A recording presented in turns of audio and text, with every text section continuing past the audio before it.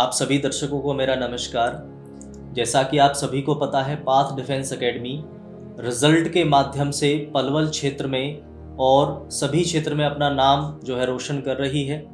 और इसी के साथ हम आपको मिलाते हैं अपने बच्चों से, जिन्होंने अपने क्षेत्र का और अपने माँ बाप का नाम रोशन किया है।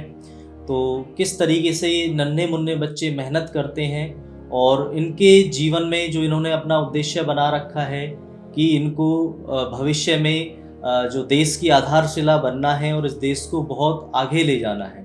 तो चलिए मिलाते हैं। ऐसे ही एक बेटी है हमारी, जिसका नाम है खुशी, जिसका अभी हाल ही में सैनिक स्कूल और मिलिट्री स्कूल दोनों में और नवोदय विद्यालय में चयन हुआ है।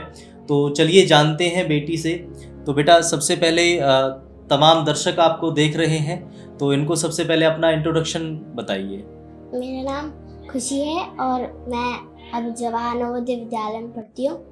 अब मैं जवाहर नवोदय विद्यालय क्लास 6 में पढ़ती हूँ और मेरे पिताजी का नाम मिस्टर पवन पांचाल है और मैं पहले पाथ डिफेंस एकेडमी में पढ़ती थी और जो मैं अब जवाहर नवोदय विद्यालय में पढ़ रही हूँ उसका सारा श्रेय जाता है मेरे पिताजी को और मैं इस एकेडमी को। अच्छा बेटा, जैसे आपका सैनिक स्कूल और जो है नवोदय विद्यालय, तो दोनों एग्ज़ाम बेटी के क्लियर हुए। तो बेटा, आपने नवोदय विद्यालय को ही क्यों चुना? क्योंकि वो पास में था और मेरा मन कर रहा था कि आप नवोदय विद्यालय को चुनें। ठीक है बेटा। तो अभी जैसे आपने तैयारी करी है नवोदय विद्यालय और सैनिक स्कूल की, तो बेटा आपका तैयारी करने का सफ़र कैसा रहा? और जब आप पहली बार एकेडमी में आए थे तो किस तरह से आपको महसूस हुआ था? पहले जब मैं एकेडमी में आई थी मुझे बहुत घबराहट फील हुई थी और मेरे उस टाइम बहुत सब्जेक्ट वीक थे और धीरे धीरे करके मैंने अपने सब्जेक्ट्स को कवर किया और मेरे अब सब्जेक्ट्स बहुत काफ़ी अच्छे हैं। और जो अब मुझे मैथ्स इजी लगने लगा। पहले मुझे मैथ्स बहुत हार्ड लगता था और मेरा मैथ्स अजय सर ने ठीक करा है। चलो, बहुत अच्छी बात है। तो पाथ डिफेंस एकेडमी की जो टीम है वो बहुत मेहनती है और हर बच्चे के साथ जो है, चाहे सब्जेक्ट कोई भी हो, हमारा एक ही कर्तव्य रहता है कि बच्चे को हर सब्जेक्ट में जो है वो अपना मास्टरी हासिल करे वो बच्चा। तो बेटा, जैसे आप एकेडमी में पढ़े हैं तो सबसे अच्छे जो टीचर कौन लगे हैं आपको एकेडमी में? मुझे आप लगे हैं सर, क्योंकि अच्छा, आप कभी कभार हंसाते थे और मोटिवेट भी करते थे बच्चों को, इसलिए मुझे आप बहुत अच्छे लगे। तो इसी के साथ जानते हैं बेटा, नवोदय विद्यालय का जो जीवन है वो कैसा रहता है बेटा? वहाँ पे अच्छा लगता है, डिसिप्लिन भी अच्छा है और रूल रेगुलेशन के साथ सब कुछ होता है।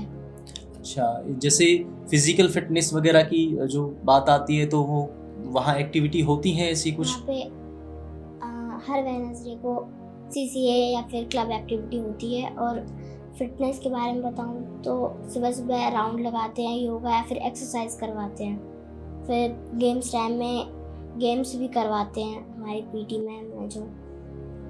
अच्छा, अभी यदि हम बात करें, जैसे आप किसी स्कूल में पढ़ रहे थे पहले, उसके बाद आपने एंट्रेंस क्वालिफाई किया और आप नवोदय विद्यालय के लिए जो है चयनित हुए, तो बेटा आप उसमें मतलब किस तरीके से अंतर बताएंगे कि क्या उसमें डिफरेंस रहा कि जो अब आप नवोदय स्कूल में आप जो पढ़ रहे हैं और जो पहले किसी विद्यालय में पढ़ रहे थे? पहले मैं विद्यालय में पढ़ती थी, उसमें डिसिप्लिन बहुत कम था और पढ़ाई भी ठीक ही होती थी और नवोदय में डिसिप्लिन भी अच्छा है, पढ़ाई भी अच्छी होती है, वहाँ के टीचर्स भी अच्छे हैं, खाना भी अच्छा मिलता है।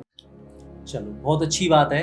तो आपने बेटा ये सफ़र तय किया है, तो इसका जो योगदान है आपके जीवन में, सबसे ज़्यादा योगदान किसका रहा है इन सब चीज़ों के लिए? मेरे पेरेंट्स और एकेडमी।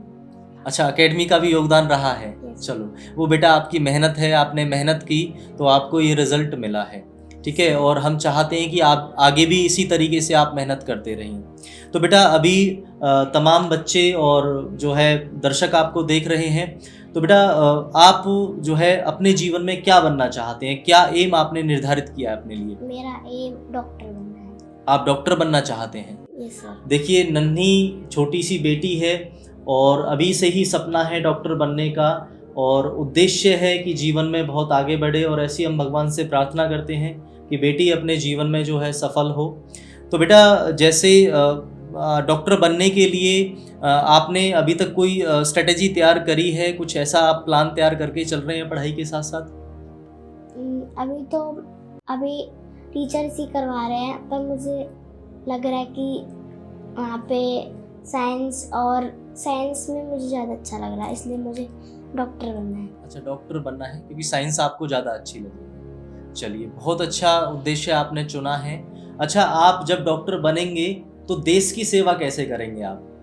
वहाँ पे जो गरीब लोग होंगे उनका कम से कम पैसों में इलाज करना और अच्छे से इलाज करना है। चलिए, देखिए, बेटी डॉक्टर बनकर के इस देश के विकास में भागीदार होना चाहती है। अच्छा बेटा, इसी के साथ साथ जैसे और बच्चे जो तैयारी कर रहे हैं नवोदय विद्यालय सैनिक स्कूल की, तो उनको आप क्या संदेश देना चाहते हैं? मैं संदेश देना चाहती हूँ कि अपना टाइम यूटिलाइज करना है और अपने वीक सब्जेक्ट को ज़्यादा टाइम देना है और अपना टाइम वेस्ट नहीं करना है और अपने वीक सब्जेक्ट को ज़्यादा से ज़्यादा टाइम देना है। ठीक है। यदि हम बात करें वेटेज की, तो सबसे ज़्यादा सब्जेक्ट कौन सा पढ़ना चाहिए बच्चों को? जो आपका वीक है। अच्छा, जो कमज़ोर सब्जेक्ट है उस पर ज़्यादा ध्यान देना चाहिए। सर। अच्छा, जैसे अभी बहुत से बच्चे हैं तो उनको आगे के प्लानिंग के लिए आप कुछ संदेश देना चाहेंगे कि उनको अपने जीवन में क्या अच्छाई अपनानी चाहिए ताकि वो भी जो है देश को आगे बढ़ा सकें? वो हमेशा लगन से पढ़ना है, ये नहीं कि अपने आगे बुक्स खोल दी और फिर दिखावे के लिए, पर ऐसे नहीं करना है। पढ़ना है तो लगन से पढ़ना है, चाहे आप 1 घंटे पढ़ो, पर पढ़ना लगन से है।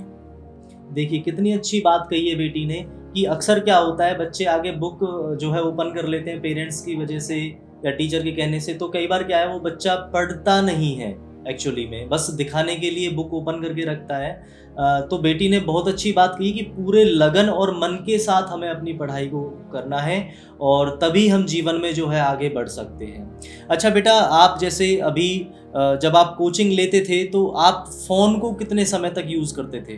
सर, फ़ोन तो देखती नहीं थी, क्योंकि यहाँ पे सुबह 7 बजे आना और फिर रात को लेट तक जाना, तो टाइम तो मिलता ही नहीं है। फ़ोन से करना भी क्या है, यहाँ टीचर्स तो हैं पढ़ाने के लिए।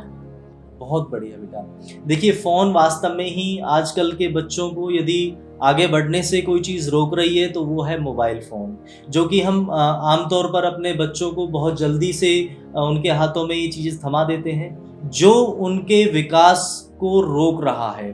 तो आप सभी से ये मेरी रिक्वेस्ट है कि बच्चों को जितना ज़्यादा हो सके उतना फ़ोन से दूर रखना है, क्योंकि ये ऐसा जहर है जो हमारे समाज में घुलता जा रहा है, जिससे हमारी जो पौध है, जो हमारा देश का विकास है, वो अवरोधक सिद्ध हो रहा है बच्चों की पढ़ाई में, जिससे बच्चे डिस्ट्रैक्ट होते हैं और वो अपने उद्देश्य के प्रति समर्पित नहीं हो पाते हैं।